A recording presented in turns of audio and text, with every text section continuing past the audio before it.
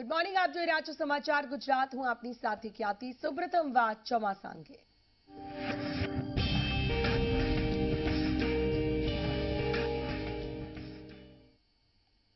ગુજરાતમાં ચોમાસાનો વિધિવત પ્રારંભ થઈ ચૂક્યો છે। જી હા, નૈઋત્ય ચોમાસું વલસાડ પહોંચી ચૂક્યું છે। ગુજરાતમાં ચોમાસાનું 6 દિવસ વહેલું આગમન થયું છે અને આ સાથે જ હવામાન વિભાગે વરસાદની પણ આગાહી કરી છે। હવામાન વિભાગે આ સત્તાવાર જાહેરાત કરી છે। ગુજરાતમાં ચોમાસાની દસ્તક સાથે હવે દક્ષિણ ગુજરાતમાં ભારે વરસાદની આગાહી કરવામાં આવી છે। વલસાડ અને નવસારી સહિત દાદરા નગર હવેલી પણ ભારે વરસાદ પડી શકે। આ ઉપરાંત 2 દિવસ રાજ્યના અન્ય વિસ્તારોમાં છૂટાછવાયા વરસાદની આગાહી કરવામાં આવી છે તથા આગામી 5 દિવસ માટે માછીમારોની પણ ચેતવણી આપવામાં આવી છે। હવામાન વિભાગની આગાહી પ્રમાણે વલસાડ ચોમાસું પહોંચી ચૂક્યું છે, જે 20 જૂન સુધીમાં અમદાવાદ પહોંચશે। 30 જૂન સુધી સમગ્ર રાજ્યમાં ચોમાસું સક્રિય થઈ જશે।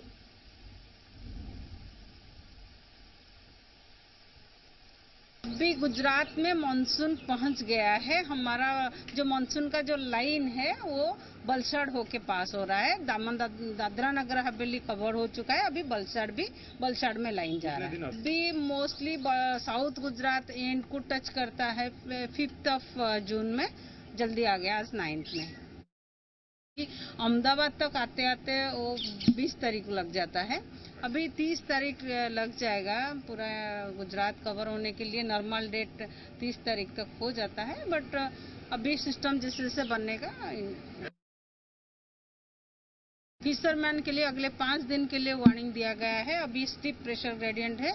विंड मोस्टली स्ट्रांग रहेगा, 40 to 50 kilometre per hour coast में रहेगा और नॉर्थ अरेबियन सी में भी रहेगा। तो फिशरमैन को जाना मना है अगले 5 दिन के।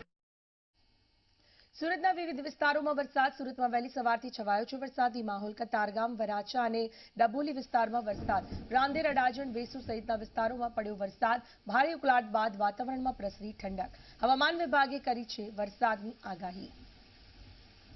સુરતમાં વહેલી સવારથી જ વાતાવરણમાં પલટો જોવા મળ્યો છે। કતારગામ, વરાછા અને ડભોલી વિસ્તારમાં વરસાદી માહોલ જામ્યો છે। રાંદેર, અડાજણ, વેસુ સહિતના તમામ વિસ્તારોમાં પણ ધીમી ધારે વરસાદ પડી રહ્યો છે। તો ભારે ઉકળાટ બાદ વાતાવરણમાં ઠંડક પ્રસરી છે। લોકોએ આંશિક રાહત મેળવી છે ગરમીમાંથી। હવામાન વિભાગે વરસાદની આગાહી કરી છે। ચોમાસાની દસ્તક જોવા મળી રહી છે। ગુજરાતમાં આ વખતે ચોમાસું વહેલું આવી રહ્યું છે, ત્યારે સુરતમાં વહેલી સવારથી જ વરસાદી માહોલ જોવા મળી રહ્યો છે। ચેતન જોડાયા છે। ચેતન, જો વાત કરવામાં આવે વરસાદને પગલે હાલમાં કયા વિસ્તારોમાં શું છે માહોલ, તેની તો શું છે સ્થિતિ? જી ચેતન।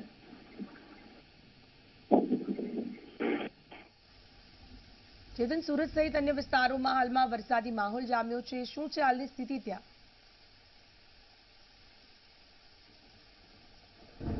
સાથે સંપર્ક અપાયો છે, પરંતુ આપને જણાવીએ કે હાલની પરિસ્થિતિ શું છે સુરતની અંદર। કતારગામ, વરાછા, ડભોલી, રાંદેર, અડાજણ, વેસુ સહિતના તમામ વિસ્તારોમાં વરસાદી માહોલ। ભારે ઉકળાટ બાદ વાતાવરણમાં ઠંડક છે।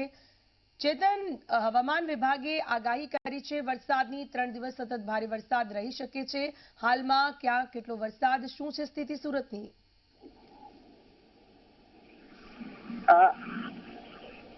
જી ચોક્કસથી દક્ષિણ ગુજરાતની જો વાત કરીએ તો હવામાન વિભાગ દ્વારા આવનારા 3 દિવસમાં દક્ષિણ ગુજરાતમાં ભારે વરસાદની આગાહી આપવામાં આવી છે। ત્યારે આજે વહેલી સવારથી જ સુરતના વિવિધ જે વિસ્તારો છે તેમાં વરસાદ જોવા મળ્યો હતો। ખાસ કરીને કતારગામ, ડભોલી, વરાછા, કાપોદ્રા, સરથાણા સહિતના તમામ જે વિસ્તારો છે તેમાં વરસાદ જોવા મળ્યો હતો। ખાસ કરીને જે રીતે વરસાદે એક દિવસનો વિરામ લીધો હતો, ત્યારબાદ વાતાવરણમાં સૌથી વધુ જે બફારો છે તે જોવા મળ્યો હતો। લોકો ત્રાહિમામ પુકારી રહ્યા હતા। ત્યારે આજે જે રીતે વરસાદ વરસ્યો છે ત્યારબાદ વાતાવરણમાં ઠંડક જોવા મળી છે। આ ઉપરાંત જો વાત કરીએ તો હાલ જે ખેડૂતો છે તે શેરડી અને મગફળીનો પાક લઈ રહ્યા છે, ત્યારે શેરડીના પાકમાં સૌથી વધુ પાણીની જરૂરિયાત હોય છે। ત્યારે જે રીતે વરસાદ વરસી રહ્યો છે ત્યારબાદ ખેડૂતોમાં પણ ખુશીની લહેર જોવા મળી રહી છે। જી બિલકુલ, આભાર આપનો તમામ માહિતી બદલ।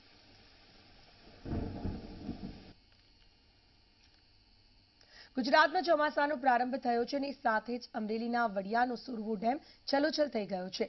સુરતમાં ડેમની અંદર નર્મદાના નવા નીર આવતા ડેમ છલોછલ થયો છે। ગામના સરપંચે નર્મદાના કર્યા વધામણા। ગામના આગેવાનોએ નર્મદાના કર્યા વધામણા। વરસાદ પહેલા વડિયાનો સુરવો ડેમ છલોછલ થયો છે।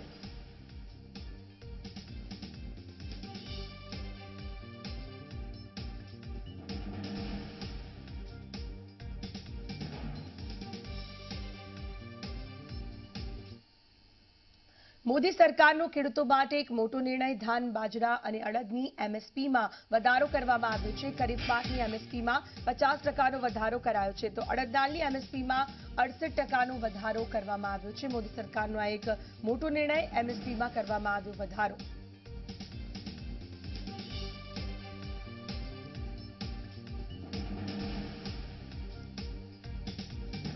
प्रधानमंत्री जी की अध्यक्षता में खरीफ की फसलों का न्यूनतम समर्थन मूल्य घोषित करने का निर्णय हुआ है। मैं आपके सामने इसे रखने जा रहा हूं। धान जो सामान्य स्तर का है उसका भाव अभी 1868 रुपया था और अब 21-22 में ये 1940 रुपया हो गया। इसमें 72 रुपए प्रति कुंटल की बढ़ोतरी है जो 50% से अधिक है। ऐसे में सभी के आपके सामने रख सकता हूं, लेकिन सामान्य तौर पर अगर आप देखेंगे तो बाजरा जो 20-21 में 2150 रुपया था और बाजरा अब 2250 रुपया होगा। 100 रुपए की प्रति कुंटल की वृद्धि है। अगर प्रतिशत में देखेंगे तो ये 85% की बढ़ोतरी है। इसी प्रकार से अगर हम तूर में अरहर की दाल में देखेंगे तो ये वृद्धि 62% है। उड़द की दाल में अगर देखेंगे तो ये वृद्धि 65% है। इसी प्रकार से ज्वार है, रागी है, मक्का है, मूंगफली है, सूरजमुखी है, कपास है, सभी के भाव निरंतर बढ़े हैं और सब 50% से अधिक हैं। રાજ્ય સરકારે મોટા પાયે આઈએએસ અધિકારીઓની બદલી કરવાનો આદેશ જારી કર્યો અને જેમાં પંકજ કુમાર, વિપુલ મિત્રા, ડોક્ટર રાજીવ ગુપ્તા, મનોજ અગ્રવાલ, કમલ દયાણી, સુનયના તોમર, મમતા વર્મા, એમકે દાસ સહિતના તમામ અધિકારીઓની બદલી કરવામાં આવી છે। તો રાજ્યના 26 આઈએએસ અધિકારીઓની બદલી કરાઈ છે। આઈએએસ પંકજ કુમારની ગૃહ વિભાગમાં બદલી કરવામાં આવી। રાજીવ ગુપ્તાની આઈએએસ પંકજ કુમારની ગૃહ વિભાગમાં બદલી કરવામાં આવી છે। 26 આઈએએસ અધિકારીઓની બદલી મનોજ અગ્રવાલ જેવા નવા આરોગ્ય સચિવ બનશે। આઈએએસ રાજીવ ગુપ્તાની ઉદ્યોગ અને ખાણ ખનીજ વિભાગમાં બદલી કરવામાં આવી છે। આઈએએસ અમરેન્દર કુમારની સામાન્ય વહીવટ વિભાગમાં બદલી કરવામાં આવી છે। આઈએએસ સુનયના તોમરની સામાજિક અધિકારિકતા વિભાગમાં બદલી કરાઈ છે। તો કમલ દયાણી મહેસૂલ વિભાગની સોંપાઈ છે તેમને જવાબદારી। IAS Manoj Kumar Das port and transport વિભાગમાં તેઓની બદલી કરાઈ। આઈએએસ અરુણ કુમાર સોલંકીની વન અને પર્યાવરણ વિભાગમાં બદલી કરાઈ। આઈએએસ મમતા વર્માની પેટ્રોકેમિકલ્સ વિભાગમાં બદલી કરવામાં આવી છે। તો આઈએએસ સોનલ મિશ્રાની ગ્રામ્ય વિકાસ વિભાગમાં બદલી કરાઈ છે। આઈએએસ વિજય નેહરાની સાયન્સ એન્ડ ટેકનોલોજી વિભાગમાં બદલી કરાઈ છે। આઈએએસ જયપ્રકાશ શિવહરે આરોગ્ય કમિશનરને પદે યથાવત રહેશે। તો આઈએએસ પી સ્વરૂપની રેવન્યુ વિભાગમાં બદલી કરવામાં આવી છે। આઈએએસ શાલિની અગ્રવાલની વડોદરા મ્યુનિસિપલમાં બદલી થઈ છે। અમદાવાદીઓ માટે સૌથી મોટા સમાચાર। શહેરમાંથી તમામ વિસ્તારો કોરોના મુક્ત થયા છે। તમામ વિસ્તારો માઇક્રો કન્ટેનમેન્ટમાંથી દૂર કરવામાં આવ્યા છે। સતત કેસમાં ઘટાડો થતા પરિસ્થિતિમાં સુધારો આવ્યો છે। અમદાવાદીઓ માટેના આ સૌથી મોટા સમાચાર। શહેરમાંથી તમામ વિસ્તારો કોરોના મુક્ત થયા। માઇક્રો કન્ટેનમેન્ટ ઝોન દૂર કરવામાં આવ્યા છે। તમામ વિસ્તારોમાંથી માઇક્રો કન્ટેનમેન્ટ દૂર થયા। સતત કેસમાં ઘટાડો થતા પરિસ્થિતિમાં સુધારો જોવા મળી રહ્યો છે।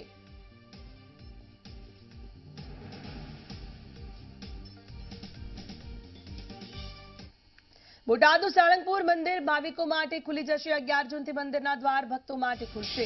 સોશિયલ ડિસ્ટન્સ સહિતની ગાઈડલાઈનનું થશે પાલન। સવાર, બપોર અને સાંજની આરતીમાં ભાવિકોને નહીં મળે પ્રવેશ। મંદિરમાં પૂજા વિધિ અને ધર્મશાળા પણ ખુલશે। સરકારની નવી ગાઈડલાઈન પ્રમાણે મંદિર ખુલી જવાનું છે। ત્યારે 11 જૂનથી તમામ ધાર્મિક સ્થળો ખુલશે।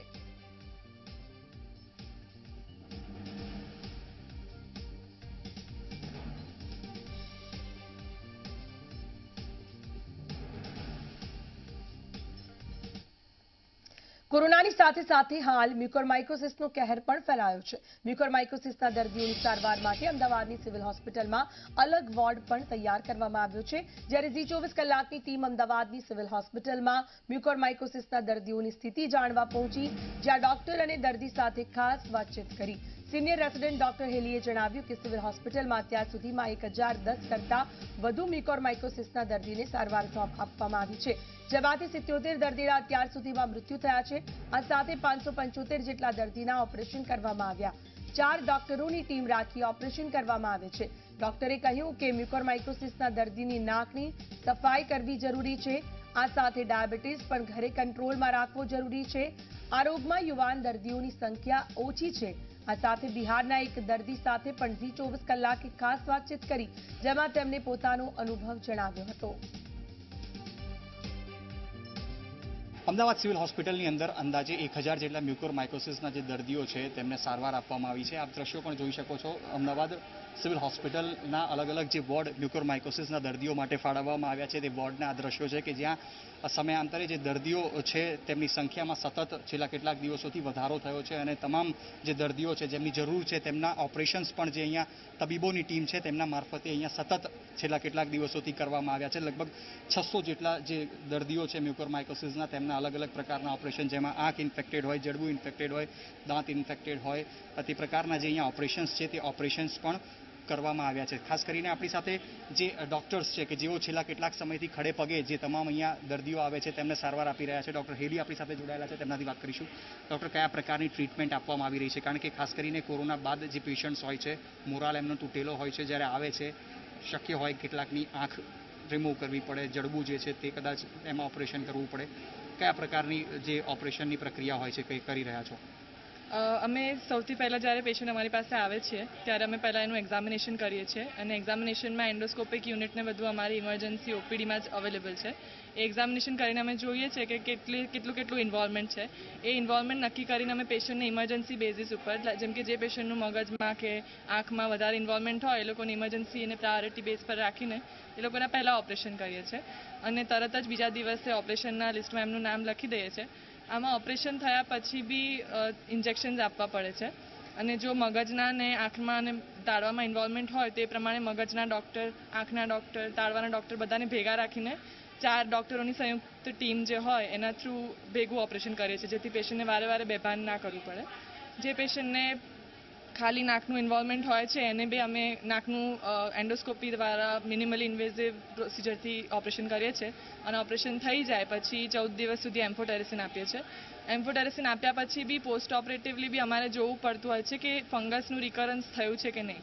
તો એના માટે અમે લોકો પોસ્ટ ઓપરેટિવ ડે 7 ઉપર પાછી બાયોપ્સી અને KOH મોકલીએ છીએ અને એમાં જો પોઝિટિવ આવે તો એ પ્રમાણે એની મતલબ ઇન્ટેન્સિવ કેર લેવી પડતી હોય છે. અગેન વી સેન્ડ ધ ફરી પાછી KOH અને બાયોપ્સી 12મા દિવસે મોકલીએ છીએ. એ નેગેટિવ આવે તો પછી અમે ડિસ્ચાર્જનું પ્લાન કરીએ છીએ અને એ બી પોઝિટિવ આવે તો બીજા 7 દિવસ કન્ટિન્યુ રાખીએ છીએ ઇન્જેક્શન. એટલે અમે પેશન્ટને ડિસ્ચાર્જ કરતાં પહેલાં એ ધ્યાન રાખીએ છીએ કે ભાઈ એમની બાયોપ્સી અને KOH નેગેટિવ થાય અને પછી જ ડિસ્ચાર્જ કરીએ છીએ. ખાસ કરીને જે પેશન્ટ ડિસ્ચાર્જ થાય છે એમણે પોતે ઘરે જઈને શું સાવચેતી રાખવાની હોય છે? કારણ કે બહુ ક્રિટિકલ ઓપરેશન છે. લાખોમાં પહેલાં જે એક કેસ જોવા મળતો હતો અત્યારે એની સંખ્યા હજારમાં જોવા મળી રહી છે. પેશન્ટે શું સાવચેતી ઘરે જઈને રાખવાની હોય છે?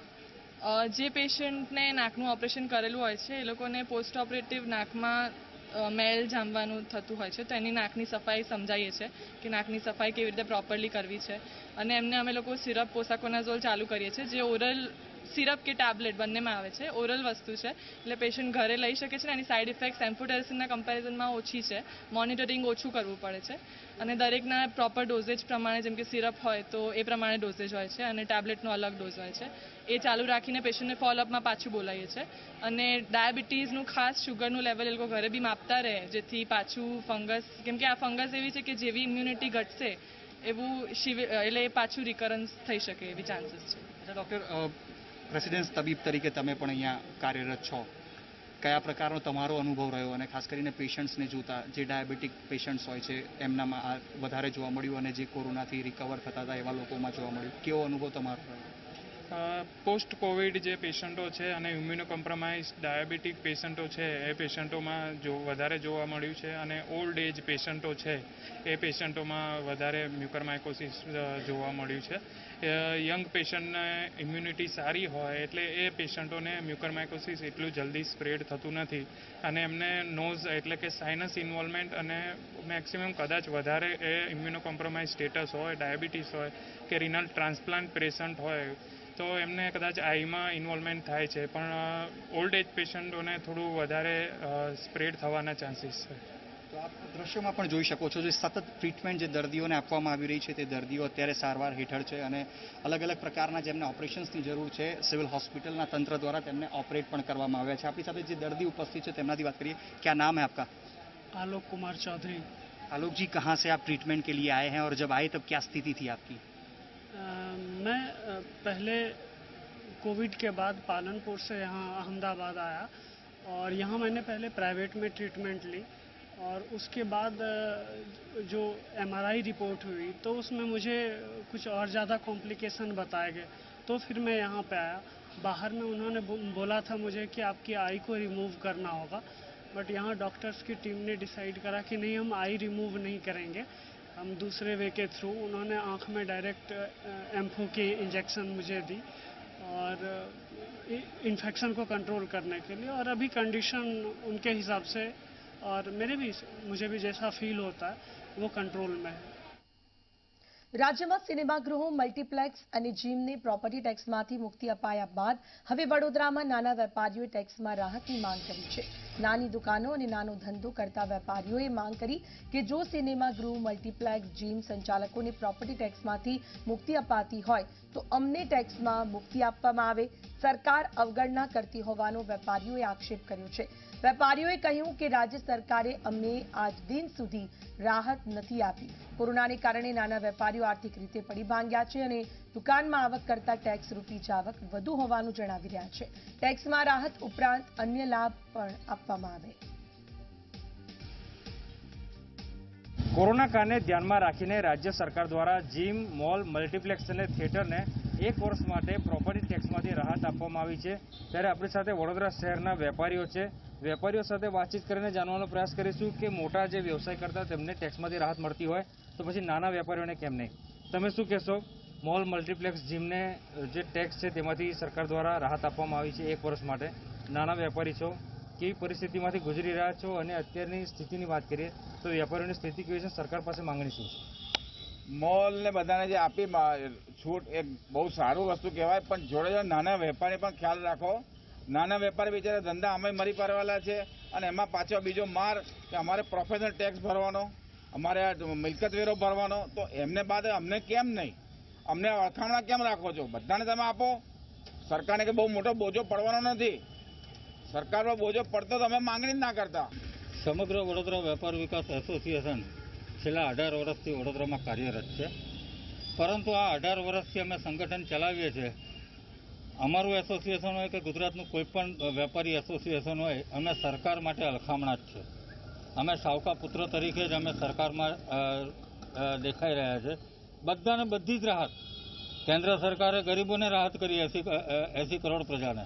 અહીં રાજ્ય સરકારે મોલ, મલ્ટીપ્લેક્સ, જીમ બધાને, કેટરરને બધાને, હોટલોને ફાયદો કર્યો. અમે શું ગુનો કર્યો?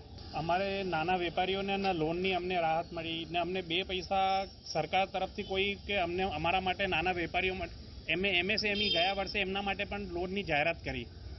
ચાલો અમને લોનની કંઈ સુવિધા નહીં કરી આપી કે તમને પૈસાની અમને કોઈ મદદ મળે, તો એટલીસ્ટ અમે અપેક્ષા રાખીએ છીએ જેમ બીજા બધાને તમે તો આ વર્ષે અમે એટલીસ્ટ જેમને ટેક્સમાં જેટલી રાહત મળે ને અમારા માટે સારું થશે, કારણ કે ધંધા બિલકુલ ખલાસ થઈ ચૂક્યા છે. નાના વેપારીઓ છેલ્લા 15 મહિનાથી ઝઝૂમી રહ્યા છે અને હજી ઝઝૂમતા જ રહેશે એવું દેખાઈ રહ્યું છે. જે રીતે સરકારે અત્યારે હાલની પરિસ્થિતિમાં હોટલો અને મલ્ટીપ્લેક્સને બધાને રાહત આપી છે, તો જ્યારે કે હોટલો તો ઘણી એવી હોટલો છે જે કોવિડમાં ઉપયોગ થઈ છે અને 12 મહિનાનો વકરો એ લોકોએ 2 મહિનામાં ખેંચી કાઢ્યો છે. ઘણી બધી એવી હોટલો છે. હાઈવેની બધી હોટલો લગભગ બધી ચાલુ હતી. તો અહીંયા તો જ્યારે કે પ્રેક્ટિકલી બધી શોરૂમો બંધ હતા, ઓનલાઈન કોઈ વેચી નહોતું શકતું. એ લોકો તો ઓનલાઈન મોટી મલ્ટીપ્લેક્સવાળા, મોટા મોલવાળા તો ઓનલાઈન બી ધંધો કરે છે.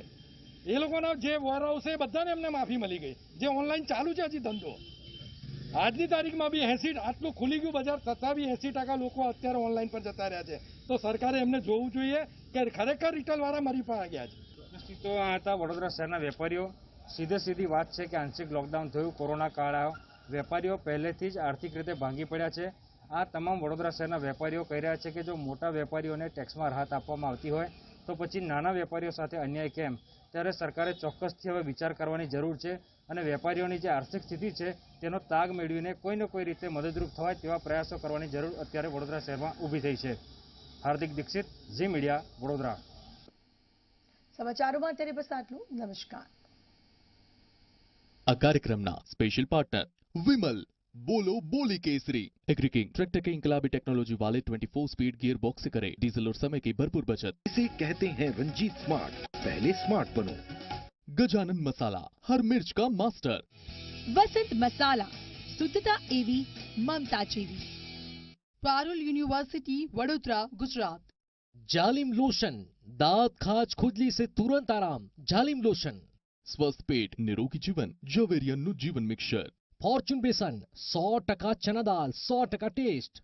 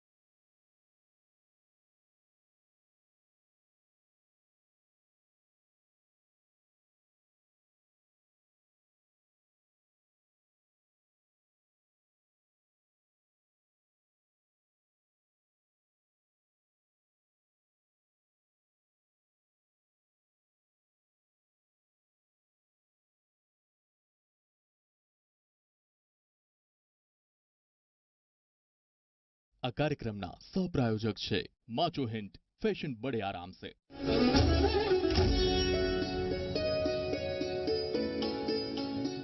નમસ્કાર દર્શક મિત્રો, હું છું આપની સાથે દીક્ષિતા અને આપ સૌ માટે લાવી છું એક ખાસ કાર્યક્રમ જેનું નામ છે સુરવંદના। સુરવંદનામાં અમે લાવીએ છીએ કર્ણપ્રિય અને લોકપ્રિય ભજનો। તો ચાલો શરૂ કરીએ અમારો ખાસ કાર્યક્રમ સુરવંદના।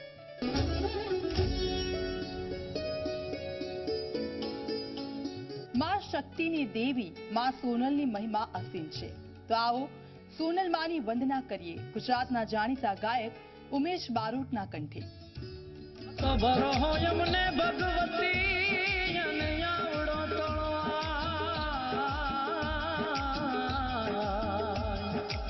પણ માણું બાવડું જાલી બા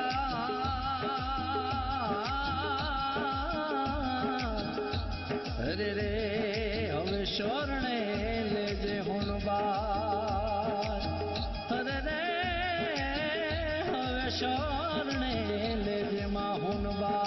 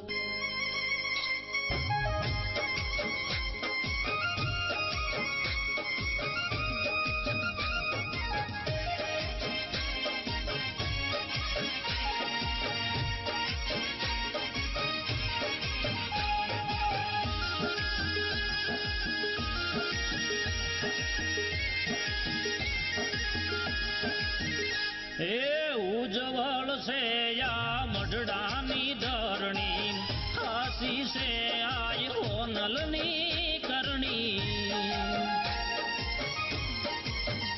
હે ઉજવળ છે યા મઢડાની ધરણી હાસી છે આય હોનબાઈની કરણી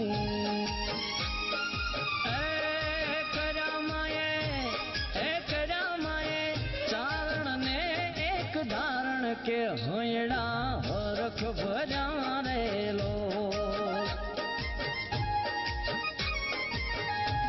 હે આવી આવી સોનલ માની બીજ કે હોયડા હરખ ભર્યા રેલો કે હોયડા હરખ ભર્યા રેલો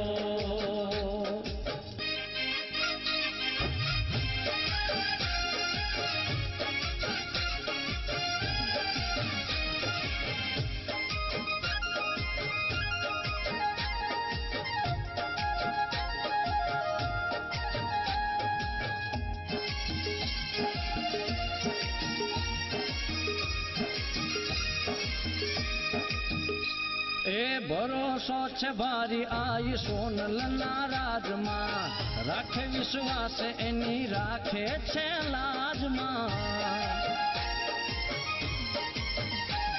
એ ભરોસો છે ભારી આઈ હોનલના રાજમાં રાખે વિશ્વાસ એની રાખે છે લાજમાં લાવી લાવી હે લાવી લાવી અંતરમાં રગ ભર્યા રેલો આવી આવી હોનલ માની બીજ કે હોયડા રખ ભર